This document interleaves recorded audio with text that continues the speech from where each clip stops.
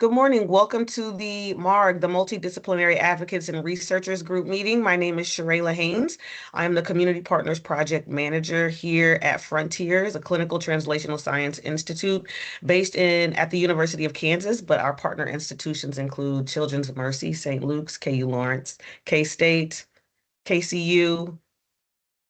Who am I forgetting? Heather, am I forgetting anybody? And UMKC. Thank you, Tamara. I knew it was one I was forgetting. Um, Today I am so excited to present a women's health guide for women with IDD. I'm going to read some bios for our presenters today, and then I will turn over the stage to them. So we have Allyson McCain, who serves as the Deputy Director and the Director of the KCDD Health Equity and Outcomes Coalition. She has always been passionate about serving people with disabilities and was previously the Executive Director at Gigi's Playhouse Annapolis, where she was proud to serve the Down syndrome community in the greater DC, Maryland, Virginia area. In the past, she has worked as an in-home caregiver to a young woman with autism and volunteered as an art therapy instructor for adults with intellectual and developmental disabilities. Her goal is to help eliminate the barriers that people with different abilities face in pursuing their dreams and living a full life. She is especially concerned with health equity and representation in medical research for people living with a disability. She received her bachelor's in communication sciences and disorders from the University of Mississippi and her master's degree in public policy and administration from American University in DC. Allyson is beyond grateful to be a part of the Kansas Council on Developmental Disabilities community and hopes to elevate the council's mission of bringing equitable health care to all Kansans with disabilities. And now our superstar, Whit Downing. Whit serves as the Vice President of Policy and Programming for the Kansas Council on Developmental Disabilities, the leading statewide organization representing Kansas with intellectual and developmental disabilities. Downing first joined KCDD in early 2024 as a behavior health advisor and became its full-time vice president, leading policy and programming in November 2024. Whit is a proud autistic woman who lives with PTSD. Whit's greatest passions are ensuring that neurodiverse people are always included in discussions surrounding mental health and suicide prevention. Please welcome Allyson McCain and Whit Downing to the MARG stage.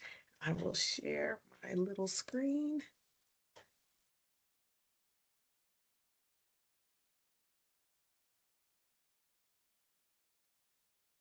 Awesome. Am I in presentation mode? Yes, I think Okay. so. Okay, awesome. I did want to note we had some last minute, we had another presentation come up and I've got to hop at 9:30. So Whit is going to fully take the stage on the presentation. So you're in good hands. I'm here for support. And Sarah Hartweir on our team, our executive director, is also here for support. There we go. Okay, Whit, whenever you're ready for me to go to the next screen, just say next and I'll go. Okay, awesome. Well, hi everybody. I'm so happy to be here. And actually, yesterday was my anniversary of starting with KCDD. So that was pretty cool. But my name is Whit, and I'm really excited to talk with you about the Women's Health Guide today. And if we could go to the next slide.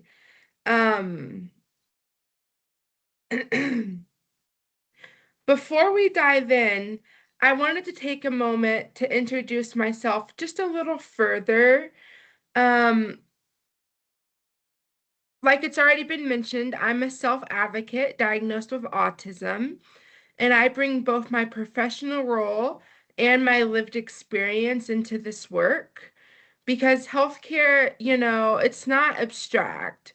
It's something that I've had to navigate personally.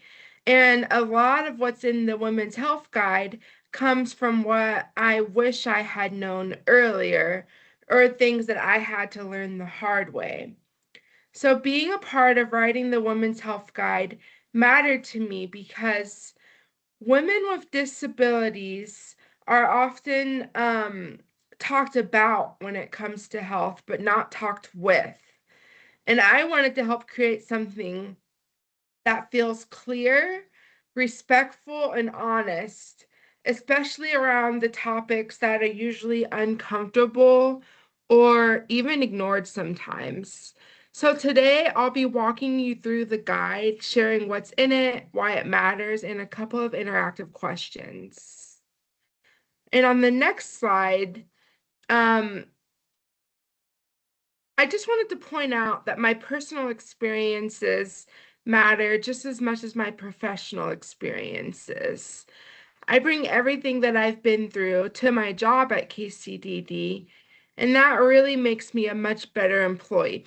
And I do want to point out that I love Rubik's Cubes, and I love Rubik's Cubes so much, and I love games, and I love my cat, and I'm so excited about everything.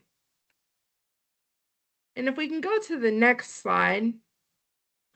So, what is the Women's Health Guide? We made this guide with input from women with intellectual and developmental disabilities, doctors, and health experts all across Kansas. So it's not just a bunch of medical advice on paper. The Women's Health Guide is really a combination of real experiences and professional knowledge. The guide gives easy to understand tips about things like eating healthy, taking care of your body, going to the doctor, staying well, and a lot of other things. Everything in it comes from people who care about making healthcare fair, clear, and accessible for everyone. So, in other words, this guide is about giving women the information they need to feel confident, prepared, and respected when it comes to their health. Next slide, please. So I'm sure it goes without saying, but one big reason that we created this guide is because information about health is not often accessible for women with IDD. So things like doctor's instructions, brochures, or even websites can be confusing or full of medical jargon. And that makes it harder to understand your body and your healthcare options. And then another reason is that women with IDD are often left out of health education completely. And growing up, for me personally, so much of this information was either not explained at all or explained in a way that didn't make sense to me. And that gap that I'm talking about, bless you, can leave women feeling confused, scared, or even like unprepared for doctor's visits. And then finally, I'm very passionate about nothing about us without us. Too many decisions about our bodies and healthcare are made about us, not with us. So that's why we say it, nothing about us without us. And this guide exists to change that. So women can be included, informed, and empowered to speak up for themselves. Next slide, please.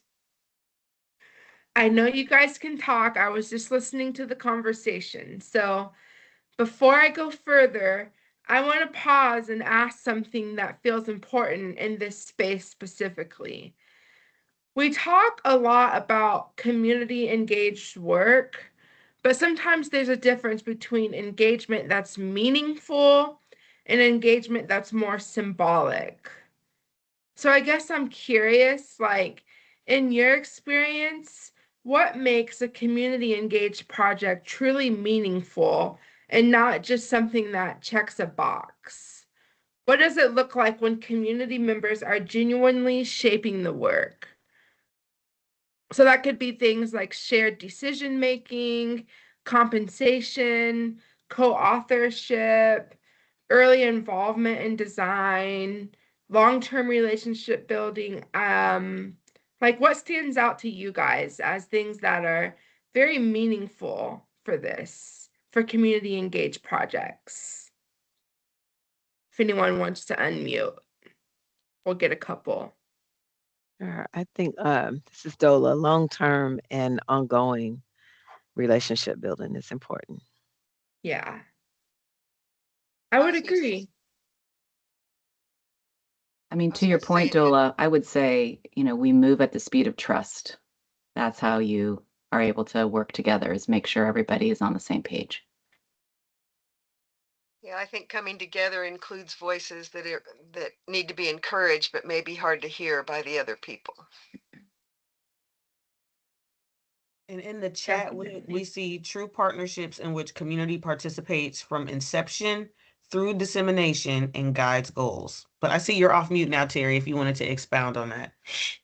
Yeah, and I think to everyone's point, it's like that it's really a partnership from the beginning, that community isn't invited in as an afterthought, but that there's actually development of what it is you're going to do with community voice and really leveraging that lived experience. I love all of these thoughts.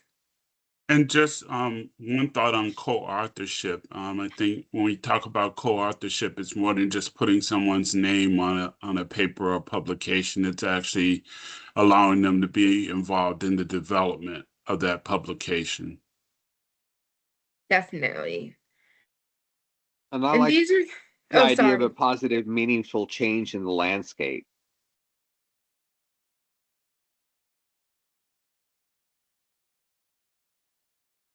Sorry.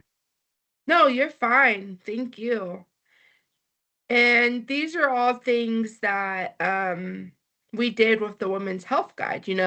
We compensated people for helping write it. Lola, who's my coworker, who's also a self-advocate with Down syndrome, and other self-advocates, we were all paid for, well, Lola and I are staff for KCDD, but other self-advocates, people who contributed, were paid and really valued in this work. So next slide, please. So I want to take a few minutes to talk about where the Women's Health Guide is now, because this isn't just a project that stayed on paper and just sits in our offices. To date, close to 500 copies of the guide have been ordered and distributed. Sorry, Whit. No, you're fine. For a research created specifically for women with intellectual and developmental disabilities, to me, that amount of copies being ordered tells us there's a real gap and that this guide is helping to fill. It's currently being used in clinical settings, like including Dr. Laura Gaffney's clinic at Advent Health. It's also being shared by therapists who are using it as a tool. I know my therapist uses it, and then targeted case managers are using it to help women prepare for appointments, understand preventative care, and request accommodations. But what's especially meaningful is that it's not just being used in one way. It's being integrated into medical visits, therapy sessions, community-based supports. And so what that tells me is that the guide is flexible and adaptable across systems. And that's what translational community engaged work looks like. It started with lived experience and collaboration, and now it's actively influencing care conversations in real world settings. So I think this is just the beginning. There is opportunity to formally evaluate outcomes, measure confidence and knowledge changes, and explore broader implementation across clinics and community organizations with the guide. Next slide, please. So the guide has 6 sections. Next slide, please. The first section of the guide is women's healthcare basics. One important thing to remember is that women with intellectual and developmental disabilities have the same health needs as all women. And this section of the guide is meant to help women understand why routine healthcare matters, what to expect, and how to feel confident speaking up for themselves. Next slide, please. So the next section of the guide is what to expect at the doctor. It covers what happens before, during, and after appointments. Not knowing what will happen at a doctor's visit can be really scary. And so even small things like what questions the doctor might ask or what words they use can feel overwhelming if no one explains them. And so that's why this part of the guide breaks down visits into clear steps and explains medical words that doctors may forget to explain. The goal really is to help women feel prepared, confident, and in control of their own health care instead of feeling anxious or confused. Next slide, please. Okay. Staying healthy, eating right, and wellness. One of the things that we love about this part of the guide is that it's full of visuals. That makes it easier to understand, especially if reading lots of text is overwhelming. For example, there's a visual that helps people recognize when they're hungry. There's a physical activity pyramid showing different ways to move your body. And there's even a healthy plate example to make balanced meals easy to see and plan. And I think that's on the next slide. Yeah. So these visuals aren't just pretty, they give real practical guidance for everyday life. The goal here is to make wellness something people can understand, use, and feel confident about without it feeling so complicated or intimidating. Next slide, please. Okay, so we can't have a women's health guide without talking about reproductive health and preventable cancer screenings. And I know that this can feel uncomfortable to talk about, but it's so necessary. Women with IDD deserve accurate, clear, and respectful information about their bodies just like anyone else. And honestly, avoiding these topics does not protect us, it leaves us vulnerable. So this section includes information about puberty, periods, pregnancy, menopause, and pap smears. It also shows practical steps like how to use pads and tampons in ways that are easy to understand. And like the rest of the guide, the goal is to give women the knowledge and confidence to care for their bodies, understand changes, and speak up for themselves in healthcare settings. And on the next slide, you'll see a statistic. Women with IDD have been found to be about 72% less likely than women without disabilities to receive cervical cancer screening. I'm gonna let that sit for a second because that's a big number, 72%.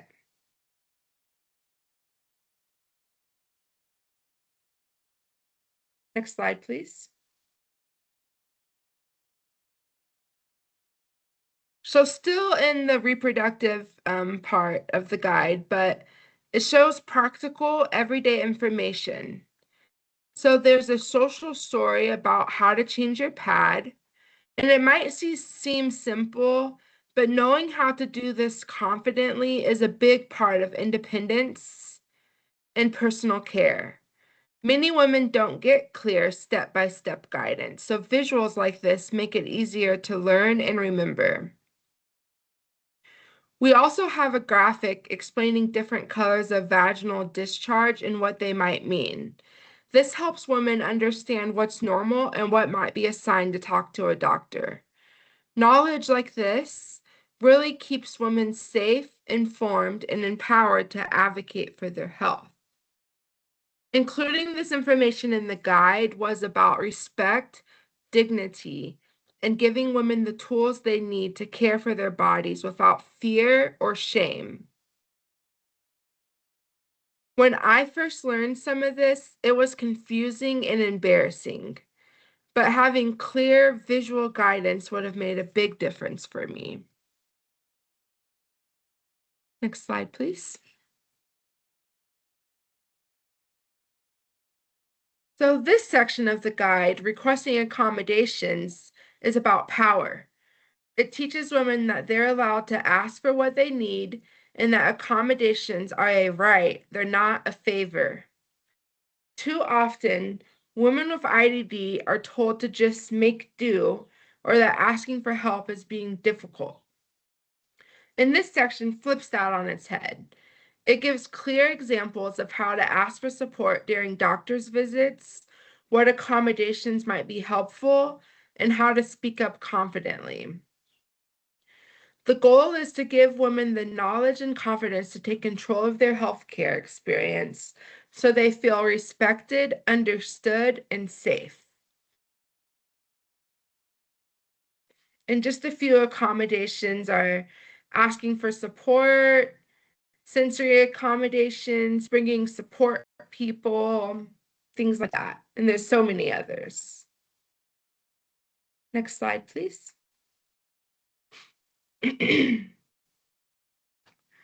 So I've said it a lot, but this guide is about dignity.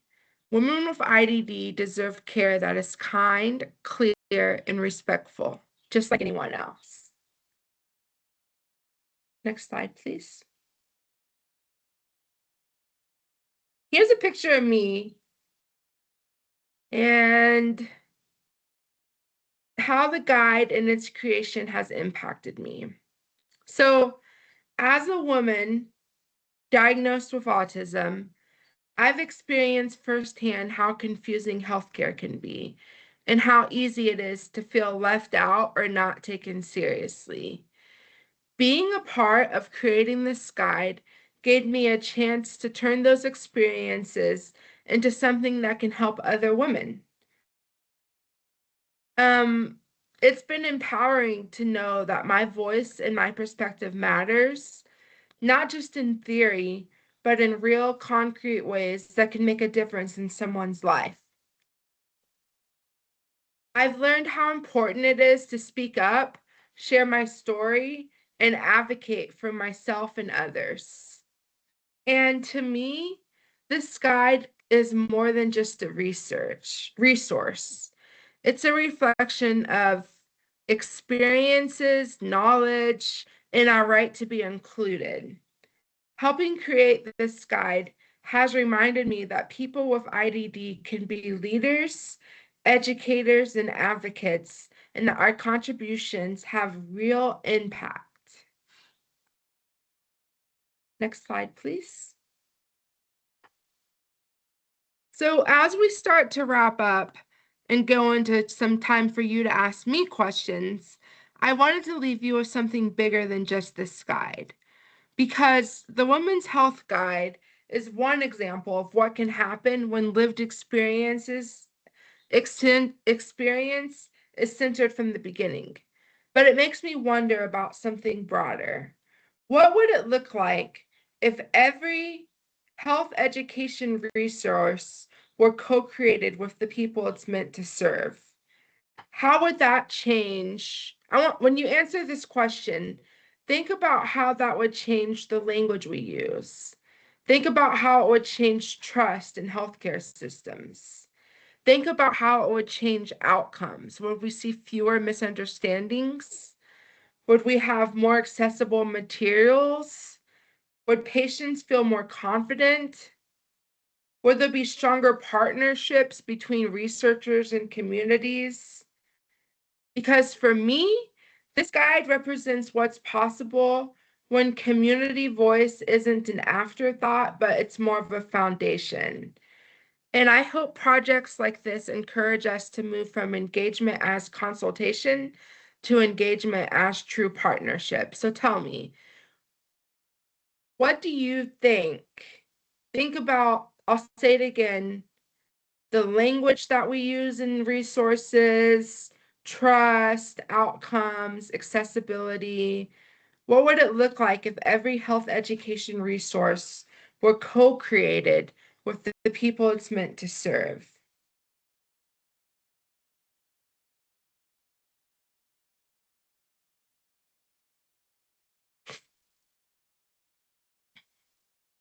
Whit, I think it's like the pinnacle of excellence if we were to achieve that model. I just think that what you're doing is revolutionary. And when we have time for Q&A, I would love to hear more about your story of how you got involved with the organization, you know, just the whole process, because what you're doing is a model for other people. So thank you so much. Thank you. Yeah, Whit, I was going to say this question is overwhelming to me because I feel like I pulled up the handbook while you were speaking, so I was cheating a little bit, but it's absolutely beautiful. And it needs to be in middle school for every student. There is so much information there that we don't even have health classes anymore in some instances.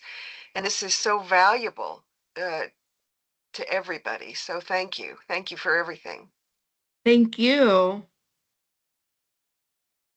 I was come gonna from a add- background of working for Centers for Independent Living, and one of the things Okay. that we found is when you make things more accessible for individuals with all kinds of disabilities, they become more accessible to everybody, not just people with disabilities. So the more accessible you make it, the more universally accessible it is.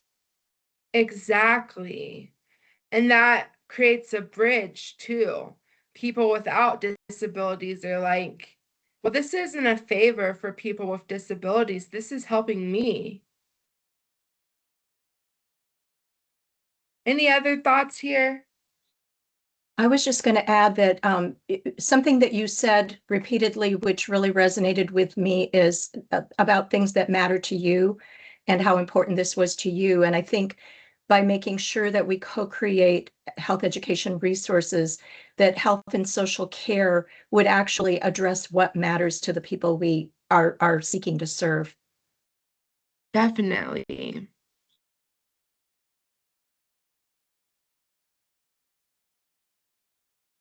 Well, okay, any other thoughts? I have a thought. This is a great question, and it's making me think that this is a way to educate healthcare providers who often aren't even aware that what they're saying is not being communicated, not being understood, because they're not using the same language. And so by co-creating it with the people it's meant to serve, the healthcare providers will have the language that they need to be able to have those conversations. Great work. Thank you. And you know, what's really cool is what made me think of this question is this guide was co-created with healthcare professionals. So, and women with IDD. We took a trip to a doctor's office and did a mock doctor's appointment and we recorded it, and we were able to ask questions. Thank you. But we were able to ask questions of the doctor and really just work collaboratively. And that was so meaningful. Thank you for sending the guide out. If you guys want to order the guide, you know, it's free and it's really nice. The paper is really good. And I'm filling out some forms today to send it to printing to get these mailed out to people if you guys want to order some copies. We've had people order like 50 copies, 40 copies, 10 copies, 1 copy. Next slide, please. So if you're interested in thinking about how this guide could be adapted, studied, evaluated, or expanded into other health topics, I would love to continue the conversation. My email will be on the last slide, but next slide, please. Q&A time.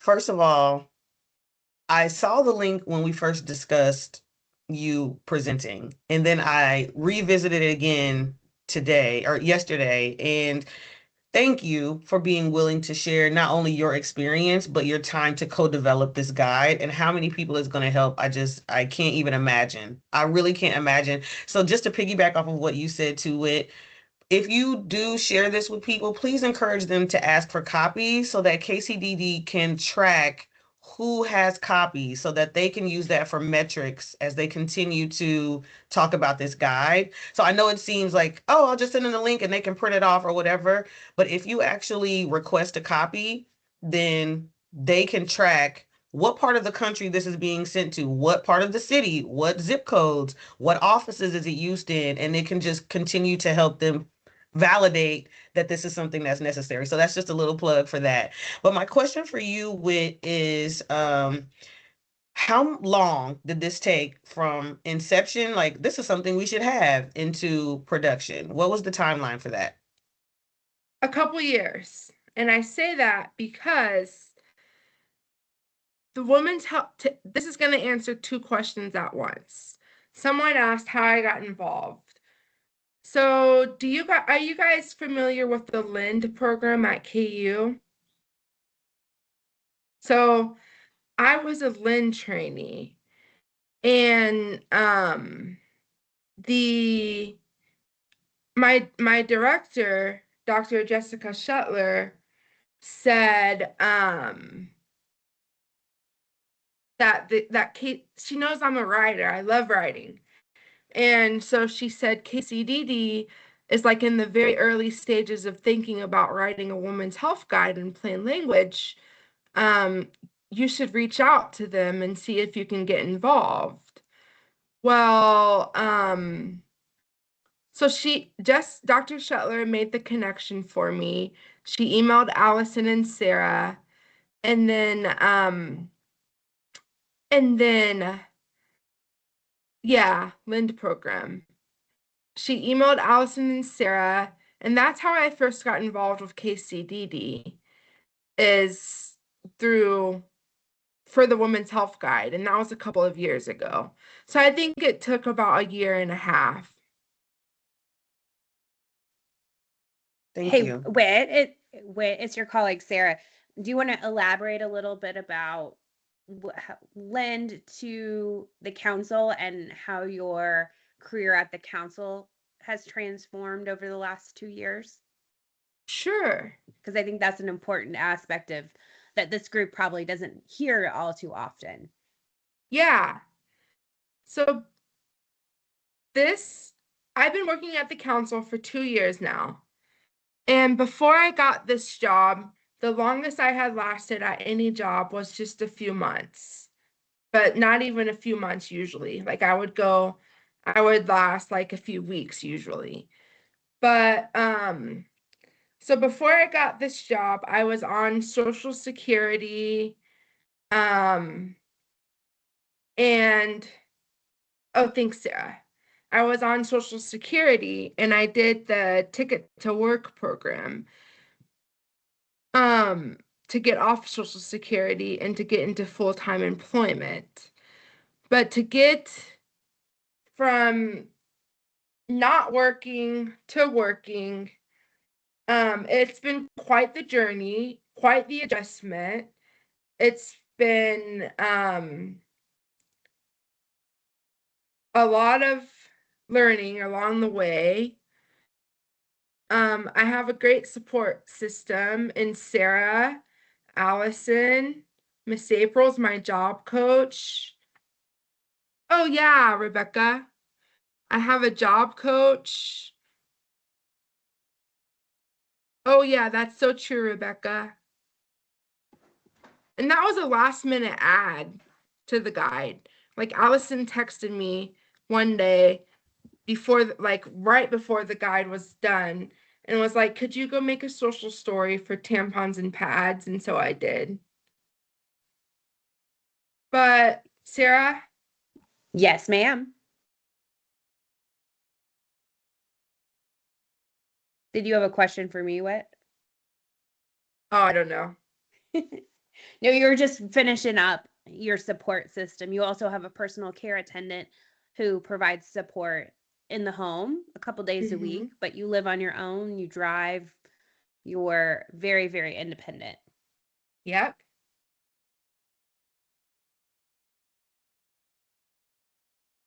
Any Andrea, other questions? I see your hand is up, Andrea. Yes, I have a question. Well, first of all, I just want to say thank you and congratulations. The guide is absolutely amazing.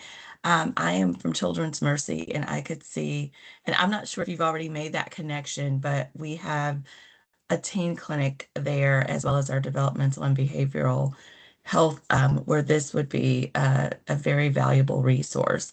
One question I do have, are there plans in the future to provide this guide in languages other than English? There's several community groups like RevEd, for example, that provide a lot of support for Spanish-speaking families. And I think this might be something that would be a valuable tool for those groups as well. Yes, we have another resource that we created called the Behavioral Health Toolkit. And this we have in English and Spanish. And then we're gonna get the guidance, the Women's Health Guide in Spanish. And I haven't talked to Sarah about this, but I'm hoping Braille. Absolutely. Oh, that's Absolutely. fantastic. Thank you.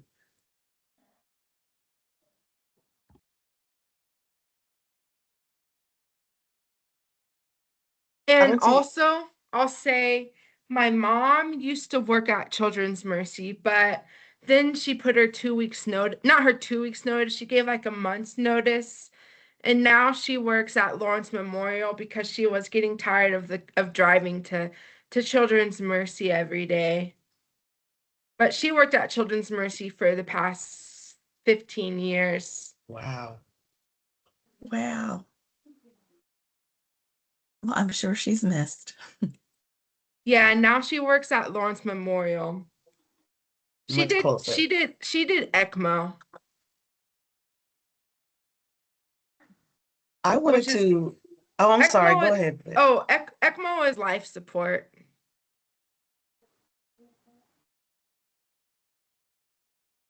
Can I ask one more question about the process of making the guide? Yes. I know we don't have a lot of time left, but I wanted to, now that I know the timeline, go back and ask physically, did you have like a timeline that you were using? Like, we want to be done by this time. I know that you started off going into a mock doctor's office and recording it. Did you watch it back to see these are parts I didn't understand? I have so many questions about the actual process of how this was made. Even hearing you say, you were almost done and Allyson was like, hey, can you make a social story and add this? What was your role specifically in partnering in the co-writing of this guide? That's like 4 different questions. Let me narrow it down. Okay, I'm sorry. After you recorded the doctor visit, what was the next step after that? The next step was we watched the video. And then what's the word? We Dissected? Yes. And we watched the video back a few times over the period of a couple weeks. And we that did what to expect during doctor's exams. And then we got the pictures that we took at that doctor's office so we could include them in the guide. Like in reproductive health, those pap smear, like the exam table, that's from the actual doctor's office. Those tools for pap smears are actual pictures we took.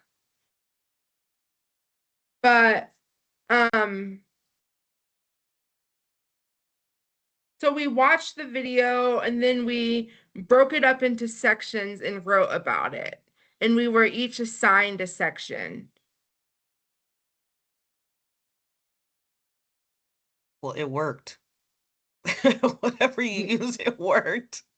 Did it ever feel like, oh my gosh, this is taking so long? Is this actually really going to happen? Or were you always from the beginning to the end, like, I already know this is gonna be great. We just have to press through to the end. Well, so it did take a while.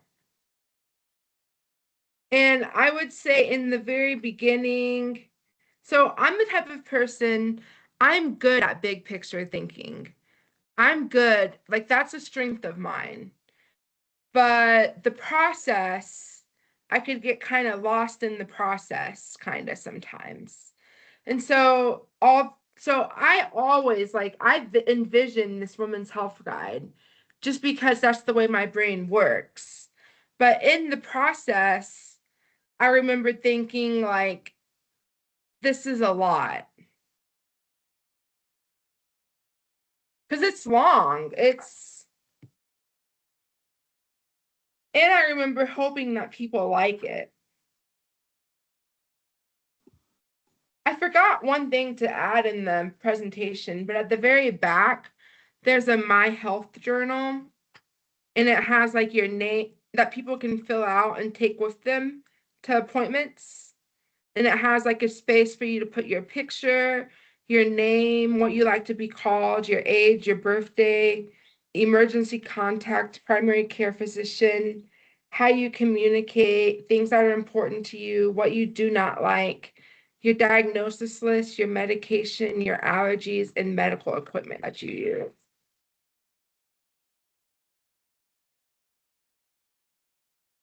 I do not choose favorites. That never happens.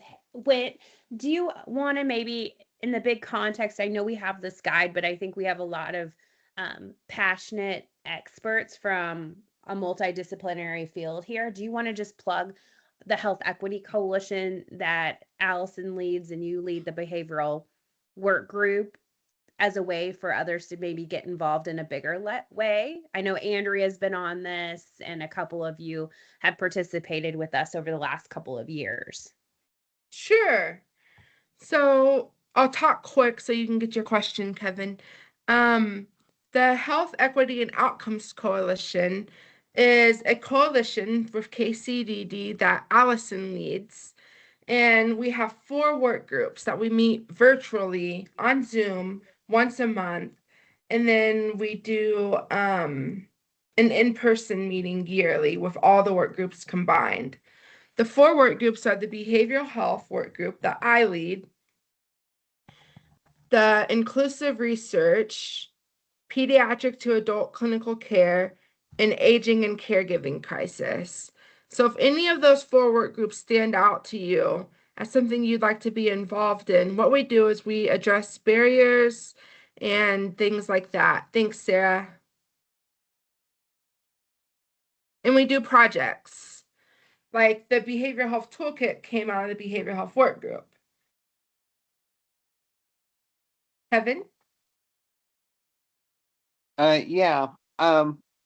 I'm just thinking of some of the different groups I work with would be interested in this, and I was wondering how you're marketing this efforts. For example, I'm on the board of directors for Center for Independent Living. Centers for Independent Living across the state, I think, would be really interested in using this as a tool. I'm also on the state Medicaid advisory board, and I think Medicaid care coordinators for the different care Medicaid grantees would like to use something like this. I'm just wondering if you're using any marketing tools to let other agencies know that this tool exists, because it's a beautiful tool. Yeah, so marketing. So really it's word of mouth. And wait, So we've I think shared this with KDADS in Kansas. The Kansas Department for Aging and Disability Services has helped blast it out, Kevin. It's gone out through our entire database and with a lot of our partners. If the Centers for Independent Living don't have it yet, we'd love your help, right, Whit, in expanding it through that network. Maybe we could work with yes. that offline. Yes. And are you familiar with RCIL, Kevin? Yes, I am. Oh, cool. My sister goes there. In Topeka? Yeah. Yeah, I work with Independence Incorporated in Lawrence, but yes. Oh, I've been to Independence Inc. Yep. Yeah, I've been there before because I used to live in Lawrence, so I used to go there.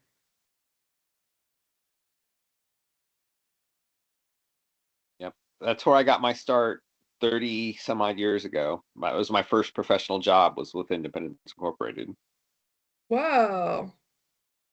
I'd love to see the guide expanded to address the needs of older adults living with IDD. Okay. Terry, that's a good idea. So I work with what's called Kansas Forum. It's a geriatrics workforce education program across the state of Kansas. And if there is an interest in, looking at that as a next chapter, literally, I think a lot of the information you have is already applicable in terms of preparing for visits and that kind of thing and doing the checklist. But I think there might be some additional opportunities. So I'd be happy to help connect if there's an interest in that. This is just a lovely, lovely resource, and you are an amazing champion. Thank you so much. Terry, this is Sarah, and on that kind of along those lines and that particular population, we'd love probably to talk to you offline. We do a lot of work through the council in the aging population. We just received a national grant to help us expand our efforts. So it might be helpful for us to talk and figure out maybe other additional ways we could work together. Super. I just put my email in the chat. Wonderful. Let me get that. Perfect. T. Kennedy. I see a lot of our colleagues have left due to other meetings, and I want to be respectful of your time. And thank you so much, Whit, and I'll thank Allyson via email. Thank you, Sarah, for giving your time and your effort and your energies today. I think this is an amazing tool. I thought it was amazing the first time you did it I think we talked in the inclusive research group when it first came out, or maybe at the conference that we had last spring. But I'm very happy to have heard this presentation, and we will make sure and take this and disseminate it out. It's already gone out in the MARG bulletin, but I'll make sure it goes out again this Friday. Again, next month at the MARG meeting, we have Dr. Marissa Love, and she will speak on food as medicine. So if you know anyone interested in that, feel free to forward the invitation to them. Thank you so much and have a wonderful week. Thank you. Thank you.